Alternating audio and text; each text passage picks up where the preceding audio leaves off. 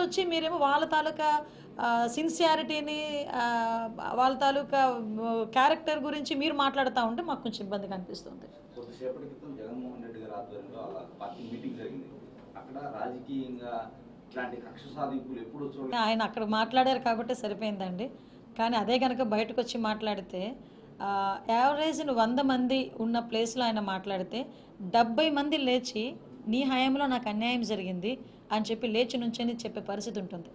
ఆయన 4 గోడల మధ్యలో కూర్చొని వాళ్ళ కార్యకర్తల మధ్యలో కూర్చొని మాట్లాడితే కాదు, ఒక్కసారి ఆత్మావలోకనం చేసుకోమని చెప్పండి. డే ఫస్ట్ ప్రజావేదిక కూల్చిన దగ్గర నుంచి కూడా విధ్వంసం ఎలా స్టార్ట్ అయిందో ఒక్కసారి జగన్మోహన్ రెడ్డి గారికి బయటకు వస్తే ప్రజలు గుర్తు చేసే పరిస్థితి ఉంది. ప్రజావేదికను కూల్చిన దగ్గర నుంచి మొదలుపెట్టింది విధ్వంసం. ఎంతమంది రాజకీయ నాయకులు మా లీడర్స్ మీద ఎంతమంది మీద కేసులు పెట్టారండి. అచ్చెన్నాయుడు గారి దగ్గర నుంచి కొల్లు రవీంద్ర గారు, దూలిపాల్ నరేంద్ర గారు, దేవినేని ఉమా గారు, పట్టాభి గారు, మా మా పార్టీ ఆఫీస్ మీద దాడి, డీజీపీ ఆఫీస్ పక్కనున్న మా పార్టీ ఆఫీస్ మీద దాడి జరిగితే ఇదే జగన్మోహన్ రెడ్డి మా కార్యకర్తలకి బీపీ వచ్చింది, బీపీ వచ్చిన కారణంగా వాళ్ళు దాడి చేశారు అన్నారే తప్పించి అది తప్పు అన్న పదం ఉపయోగించలేదు. ఇలాంటి వ్యక్తి ఈరోజు ఆ మాటలు మాట్లాడుతుంటే కొంచెం నాకైతే నవ్వు వస్తుంది. కానీ నేను ఒక పొజిషన్లో ఉండి మాట్లాడేటప్పుడు ప్రజలు కూడా అర్థమయ్యే రీతిగా మాట్లాడారు కాబట్టి చెప్తున్నాను. ఈరోజు ఎంతమందిని ఇబ్బంది పెట్టారండి. అంకబాబు గారని ఒక ప్రెస్ రిపోర్టర్, ఆయన ఏదో మాట్లాడారని అతని వయసును కూడా పక్కన పెట్టి అర్ధరాత్రి వచ్చి సిఐడి ఆఫీస్లో తీసుకెళ్ళిన పరిస్థితి కనిపించలేదా? ఒక లేడీ అమరావతి మహిళ ఆవిడని కూడా తీసుకెళ్ళి, ఆవిడకి 60+ ఇయర్స్, ఆవిడని కూడా సిఐడి ఆఫీస్కి అర్ధరాత్రి పూట వచ్చి నోటీసులు ఇచ్చి తీసుకెళ్లిన సందర్భం కనిపించలేదా? మా సోషల్ మీడియా యాక్టివిస్టులని సిఐడి అన్న పదాన్ని కంప్లీట్గా కేవలం తెలుగుదేశం పార్టీ వాళ్ళని వేధించడానికి మాత్రమే ఉపయోగించిన మనిషి జగన్మోహన్ రెడ్డి. ఈవెన్ మీకు అందరికీ తెలుసు ఆ సిచ్యువేషన్లో ఎలా అయిందో. ఒక సిఐడి ఆఫీసర్ నోటీస్ ఇవ్వాలి అని ఒక ఇంటికి వెళ్తే ట్యూబ్లైట్లు ఆపేసి, గోడలు దూకి, ఏ రూల్లోని లేదండి. నేను ఈరోజు హోమ్ మినిస్టర్గా పనిచేస్తున్నాను. ఏ రూల్లోని కూడా పోలీస్ ఆఫీసర్లు అలా వెళ్ళాలని లేదు. వాళ్ళు అక్కడ ఉన్న క్యాండిడేట్ని బేస్ చేసుకొని, అక్కడ ఇన్వెస్టిగేషన్ బేస్ చేసుకొని, అక్కడ కేసుని బేస్ చేసుకొని అక్కడ వాళ్ళు మూవ్ అవుతారు. అంతే తప్పించి వీళ్ళు ఏంటంటే ఒక నోటీస్ ఇవ్వడానికి అలాంటి సిచ్యువేషన్స్ కూడా క్రియేట్ చేయగలిగారు వీళ్ళు. ఈరోజు అటువంటి అధికారులందరూ కూడా ఇబ్బంది పడుతున్నారు. అడ్డగోలుగా ఆ రోజు సిచ్యువేషన్ని రాజకీయ నాయకులకో లేకపోతే అప్పటి ముఖ్యమంత్రికో మాజీ ముఖ్యమంత్రి గారికో శభాష్ అనిపించుకోవడానికి ఈరోజు వాళ్ళు చూపులో పడ్డారు. దానికి ఏదైనా ఉంటే న్యాయపరంగా తెచ్చుకోవాల్సి.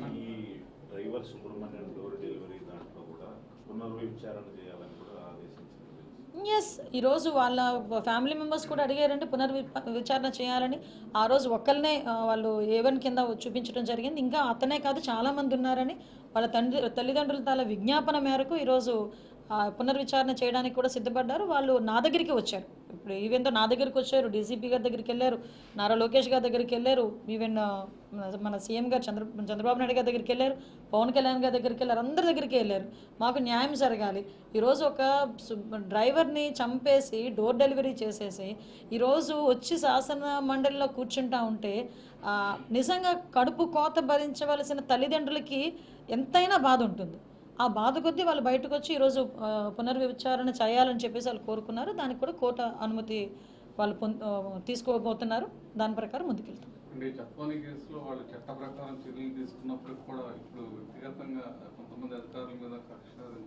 ఇందులో కక్ష సాధింపు అని మాట్లాడుతున్నారండి, నాకు అర్థం కావట్లే. జత్వానీ గారి కేసులో మీకు తెలుసు, ఆవిడని ఇంతకుముందు ఏదో ఇబ్బంది పెట్టారని చెప్పేసి ఒక లేడీ బయటకు వచ్చి ఎక్కడో పక్క రాష్ట్రం నుంచి మన పోలీస్ డిపార్ట్మెంట్ మీద నమ్మకంతో, ఈరోజు ఎన్డీఏ గవర్నమెంట్ మీద నమ్మకంతో ఆ రోజు వచ్చి మనకు ఒక కంప్లైంట్ ఇచ్చిన తర్వాత దాని మీద విచారణ జరిగిన తర్వాత ఆ విచారణ నేపథ్యంలో కొంతమంది ఐపీఎస్ ఆఫీసర్స్ అందులో ఇన్వాల్వ్ అయ్యారని సంగతి తెలిసి వాళ్ళందరినీ కూడా కేసులు పెట్టి సస్పెండ్ చేయడం జరిగింది. అందులో భాగంగానే విద్యాసాగర్ అనేవాడు కూడా అరెస్ట్ చేసి ఆ రోజు పెట్టుకోవడం జరిగింది. ఓవరాల్గా 7A1 నుంచి A7 వరకు ఉన్నారు. చాలామంది వాళ్ళు తప్పు చేయలేదని ఫీలింగ్ ఉంటే ఎందుకు యాంటిసిపేటరీ బెయిల్ తెచ్చుకుంటారు? అందులో చాలామంది యాంటిసిపేటరీ బెయిల్ కూడా తెచ్చుకుని ఉన్నారు. ఈరోజు ఎవరైతే మాజీ ఇంటెలిజెన్స్ చీఫ్ ఎవరైతే ఉన్నారో ఆంజనేయులు గారు, ఆయన కూడా సీతారామ ఆంజనేయులు, ఏఎస్ఆర్ ఆంజనేయులు, వైఎస్ఆర్ ఆంజనేయులు, ఏదొక ఆంజనేయులు, ఆయన కూడా ఈరోజు ఆ విషయంలోనే ఈరోజు అతన్ని కూడా అరెస్ట్ చేయడం జరిగింది. సో మేమంతా పారదర్శకంగా వెళ్తున్నాం. మాకు ఎవిడెన్స్ లేకుండా డిపార్ట్మెంట్ వాళ్ళు ఏ చర్యలకి ముందుకెళ్లరు. విత్ ఆల్ ఎవిడెన్స్ గ్యాదర్ చేసుకున్న తర్వాతనే మేము కూడా ఏదైనా ఒక చర్యలు తీసుకుంటున్నారు. విషయం ఏంటంటే విచారణకి మాత్రం అందరూ కూడా సహకరించాల్సిందిగా కోరుకుంటున్నాను. అంటే గత 5 సంవత్సరాల్లో జరిగిన ఏదైతే ఆనాటి ప్రభుత్వ హయాంలో జరిగిన విషయాలపై యాక్షన్ త్వరగా జరగట్లేదు అనేది ఒక వర్గం వాదన. మరికొంతమంది రాజకీయంగా కక్ష సాధిస్తున్నారంటారు. ఎట్లా డిపార్ట్మెంట్ సార్ ఒకటండి, ఇప్పుడు ఏదైనా ఇప్పుడు ఫర్ ఎగ్జాంపుల్ నేను దెబ్బతిన్నాను అనుకోండి, నేను దెబ్బతినేటప్పుడు అవతల వాడికి అదే రకమైన దెబ్బ ఇమీడియట్గా తగలాలని కోరుకోవడం అన్నది మానవ నైజం. సో ఆ నైజంలో భాగంగానే ప్రతి ఒక్కరు ఇంకొంచెం లేట్ అవుతుందేమో అనుకుంటారు. కానీ ఆ పొజిషన్లో ఉన్న వాళ్ళు ఏం చేయాలంటే ఇంతకు ముందులాగా అడపా గబగబ తీసుకెళ్ళి ఒక నోటీస్ ఇచ్చేసి లాక్ వచ్చేసి మొహాలకి గుడ్లు కట్టేసి కూర్చొని పెట్టి తీరా కోర్టుకి వెళ్ళేసరికి కోర్టు ముట్టికాయలు పెడితే ఒక నోటీస్ ఇచ్చి ఇంట్లో పంపించేసిన పొజిషన్స్ ఎన్ని లేవండి. ఈరోజు లాస్ట్ గవర్నమెంట్ చేసిన అత్యుత్సాహ పనుల మీద కొన్ని వందల కేసుల్లో కోర్టులు ముట్టికాయలు ముట్టినాయి. కానీ ఈరోజు మాకు ఆ పొజిషన్ లేదే. ఈరోజు మేము ఏదైనా సిస్టమేటిక్గా చేస్తున్నాం. ఒక ఆరోపణ వచ్చింది, ఆ ఆరోపణలు ఎంత నిజాలు ఉన్నాయి వెరిఫై చేసుకుంటున్నాము. వెరిఫై చేసుకుని అందులో ఎంతమంది ఇన్వాల్వ్ ఉన్నారో చూసుకుంటున్నాము. వాటి తగ్గ సాక్ష్యాధారాలు తీసుకుంటున్నాము. ఈ ప్రొసీజర్లో కొంత మీకు లేట్ అని మీరు అనుకుంటున్నారు, ప్రాపర్ వేలో వెళ్తున్నామని మేము అనుకుంటున్నాం.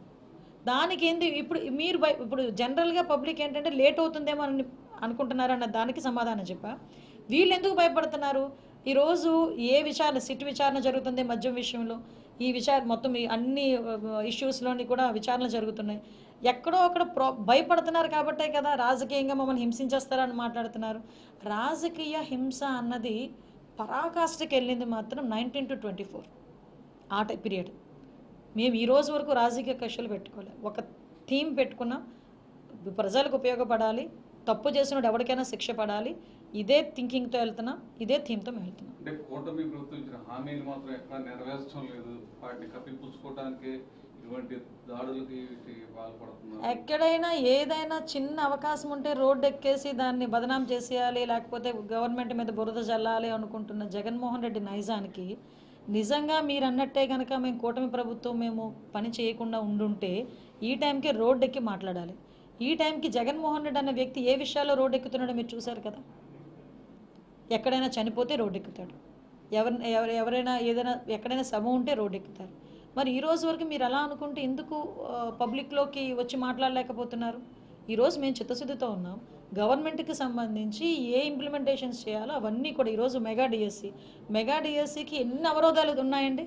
మెగా డిఎస్సి ఇవ్వడానికి ఆఖరికి ఈ బైఫర్గేషన్ జీవో వచ్చిన తర్వాత ఇవ్వాలి అని చెప్పి బైఫర్గేషన్ జీవో వచ్చిన 2 రోజులకి తండ్రికి ఏదో గిఫ్ట్ ఇవ్వాలనే ఉద్దేశంతో ఆ రోజు మొన్న ఏప్రిల్ 20వ తారీఖున గౌరవ విద్యాశాఖ మంత్రి గారు నారా లోకేష్ గారు డిఎస్సి నోటిఫికేషన్ ఇచ్చారు. నిజంగా వీళ్ళు ఎన్నట్టే మాట్లాడుకుంటే లాస్ట్ 5 సంవత్సరాలు ఒక్క డిఎస్సి నోటిఫికేషన్ ఇచ్చారు. 5 సంవత్సరాలు డిఎస్సి నోటిఫికేషన్ ఇవ్వకుండా ఇంట్లో కూర్చున్న వాళ్ళు ఈరోజు మేము చెప్పిన హామీలను అమలు చేస్తున్న క్రమంలో డిఎస్సి నోటిఫికేషన్ ఇస్తూ ఉంటే